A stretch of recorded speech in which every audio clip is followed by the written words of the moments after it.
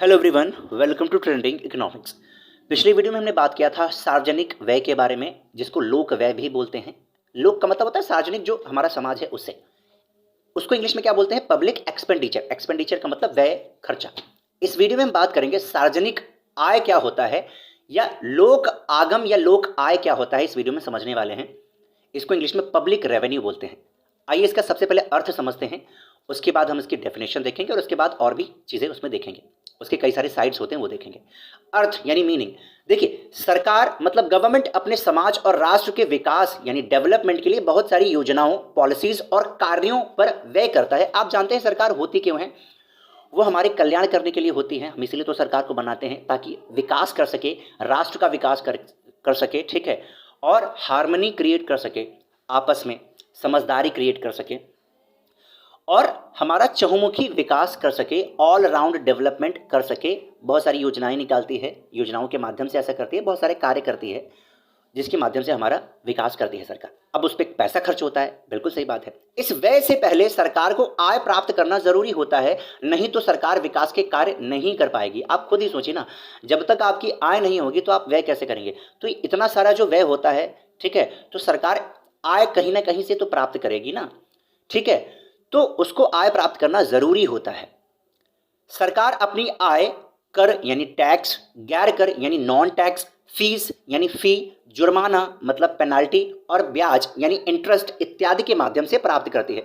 तो गवर्नमेंट की सबसे मेन जो आय के स्रोत है वो क्या होता है? टैक्स होता है, और गैर कर यानी नॉन टैक्स होता है। इसके अलावा और भी चीज़ें जैसे फीस या पेनाल्टी, कभी कभी जुर्माना लगाते हैं, उससे भी तो सरकार को आय होती है। ये सारी चीज़ें उसको होती हैं। फिर उसके बाद वो व्यय करती है, इसी को सार्वजनिक आय बोलते हैं, ठीक है। सरकार द्वारा जो धन आय के रूप में प्राप्त होता है, वह सरकार की आय मतलब रेवेन्यू हो जाती है, जिसको वापस करने का उत्तरदायित्व उसका नहीं होता है।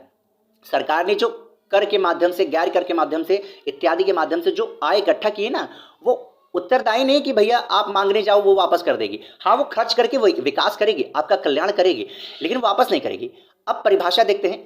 सरकार को बहुत सारी नीतियों, पॉलिसीज एवं विकास, डेवलपमेंट पर व्यय करना होता है, जिसके लिए वह धन कर एवं गैर कर के माध्यम से जुटाती है, कलेक्ट करती है, जिसको वापस करने का उत्तरदायित्व उसका यानी सरकार का नहीं होता है। इसे ही सार्वजनिक आय या लोक आगम कहा जाता है। तो ये बात आपको समझ में आई होगी। खर्च करना पड़ता है, जिसके लिए वह धन जुटाती है टैक्स के माध्यम से। आपने सुना होगा टैक्सेशन। टैक्सेशन बहुत बड़ा वास्ट एक सब्जेक्ट ही है, समझ लीजिए, ठीक है। वो सार्वजनिक जो आय पढ़ रहे हैं इसी का एक हिस्सा है, ठीक है। इनकम टैक्स हो गया और भी चीजें हो गई, ठीक है। अब सार्वजनिक आय के अध्ययन के मुख्यतः 3 पहलू होते हैं। आपने सार्वजनिक व्यय के बारे में भी पढ़ा था, उसके भी 3 पहलू थे, इसके भी 3 पहलू होते हैं। सबसे पहला सैद्धांतिक पक्ष, थ्योरेटिकल साइड।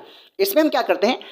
करारोपण क्या होता है, ठीक है, करापात क्या होता है, कराघात क्या होता है, ठीक है, और करारोपण के सिद्धांत क्या है, करारोपण में न्याय की समस्या क्या होती है, निजात कैसे पाया जा सकता है, घटक क्या होते हैं, बहुत सारी चीजें हम इसमें अध्ययन करते हैं। दूसरा पक्ष आता है व्यावहारिक पक्ष, अप्लाइड साइड। अब व्यावहारिक पक्ष क्या होता है? जो सिद्धांत हैं, सिद्धांतों को जब हम जमीनी स्तर पर उतारते हैं और उसका प्रभाव देखते हैं, तो वो क्या होता है? व्यावहारिक पक्ष हो जाता है। सरकार के जो कर लगाई है उसकी संरचना कैसी है, किस प्रकार से कर लगा रही है, ठीक है, और करों की निरपेक्ष और सापेक्ष स्थिति का अध्ययन भी हम व्यावहारिक अप्लाइड साइड में करते हैं। तीसरा आता है आदर्शात्मक पक्ष या आदर्श नॉर्मेटिव साइड, ठीक है।